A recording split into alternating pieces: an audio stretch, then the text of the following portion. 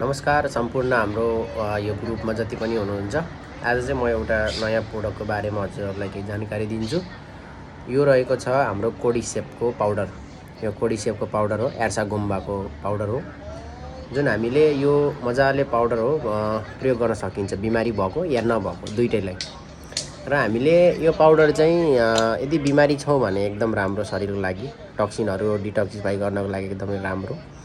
र यदि बिमारी छैन भने कन्टिन्यू खाँदाखेरि आउने बिमारीहरूलाई चाहिँ भनौँ न एउटा बचाएर राख्ने प्रोटेक्सनको काम गर्छ र प्लस बिमारी लाग्न दिँदैन।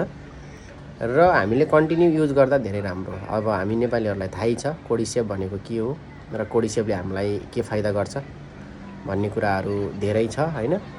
र हाम्रो नेपालमा पाइने यो जडीबुटीको एउटा भनौँ न कम्पनीमा दिएको छ। हामीले यसलाई मजाले खाँदाखेरि एउटा शरीरमा भनौँ न नलाग्न दिने रोग प्लस लागिसकेको रोगलाई चाहिँ निको पार्ने हैन, एउटा इम्युनिटी पावरलाई बढाउने र रोगहरूलाई डिटक्सिफाई गर्ने कामहरू एकदम राम्रो गर्छ। साँझ बिहान तपाईले मनतातो पानीमा चिया चम्मच हालेर मजाले खान सक्नुहुन्छ।